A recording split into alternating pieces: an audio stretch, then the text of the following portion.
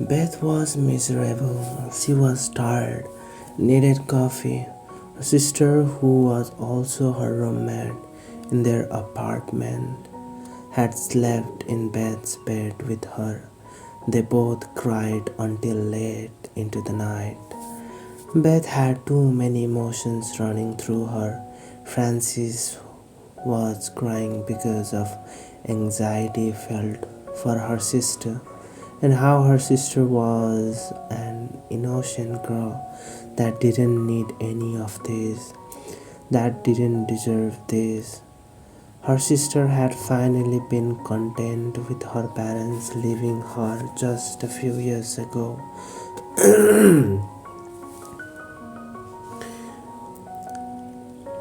The nightmares had stopped and she rarely caught them since.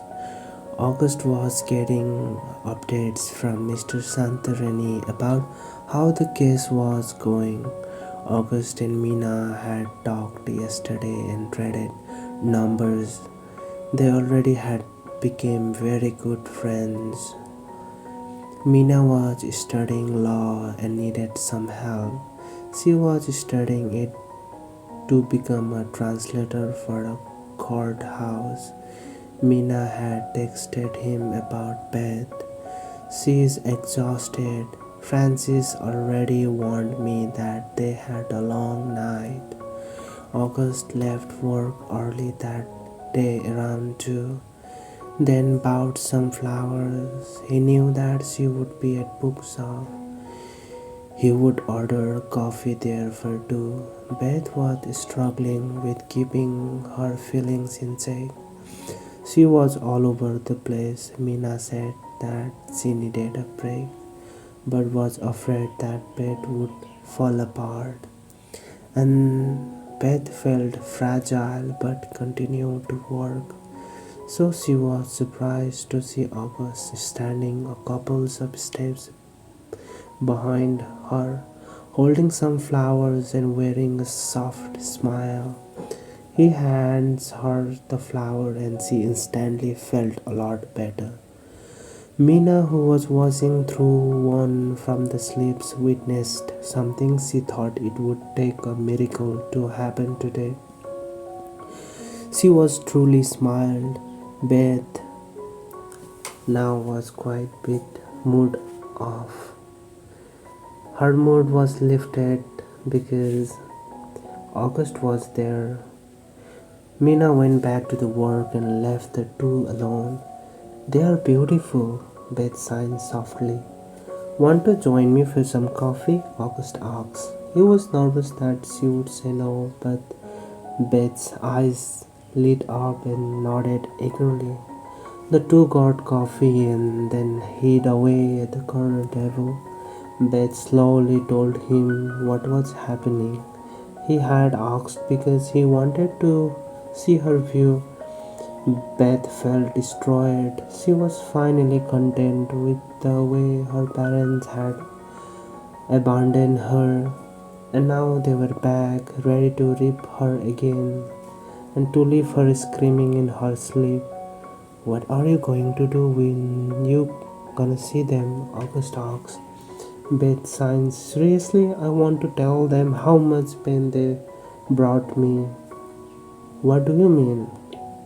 August questioned, confused. The way she signed tell, did she mean that she actually wanted to speak? Help me, Beth signs. August looks at her confused. I need to practice speaking. I want them to hear how angry I am. Are you sure? August asks, feeling a little uncomfortable. Beth nods her head. Thank you for the coffee and I love the flowers. August asks her before he loses his guts. Will you go to the dinner with me? August really wanted to lose his guts after he quickly signed the words.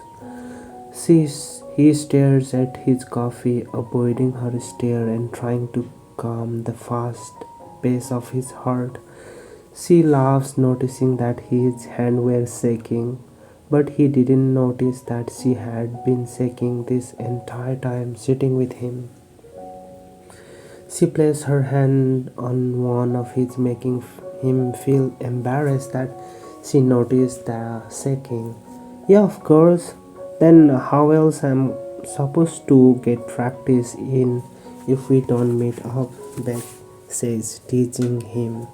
But August felt so discouraged after she just practically friend zoned him.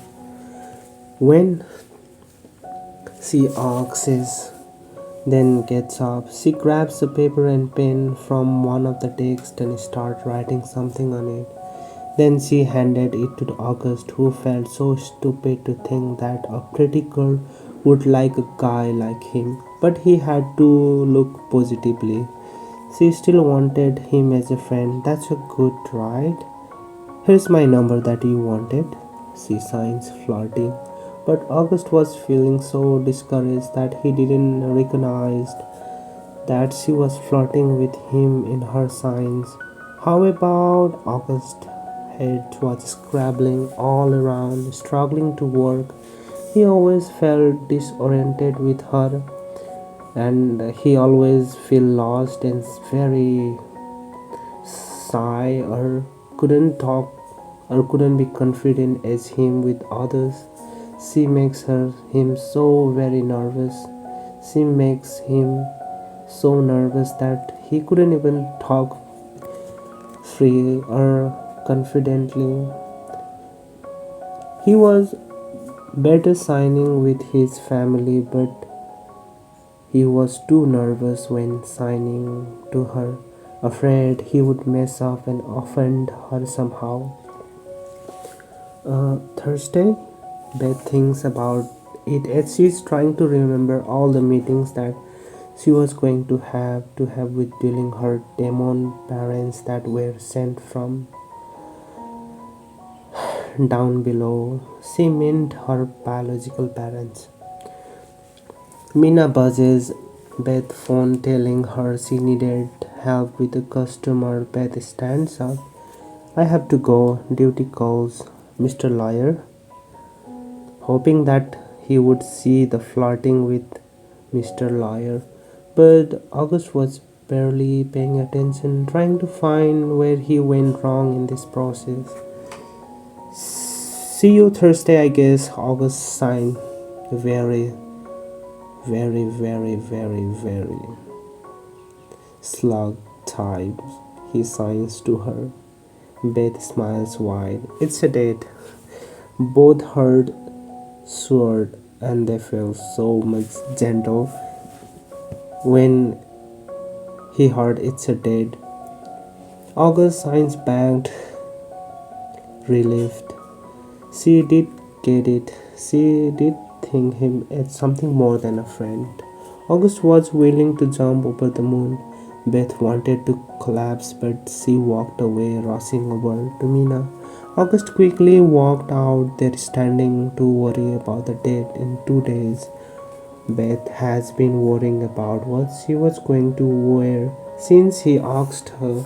August was telling Mr. Santorini how he finally scored a date. The old man smiled, nodding his head. Good. Take her mind off her stupid biological parents, he says. Mr. Santorini just had bucket load of stress and sadness unloaded off of him. He felt like doing cartwheels about to finally starting a date up and finally now can see the love between of them blooming away.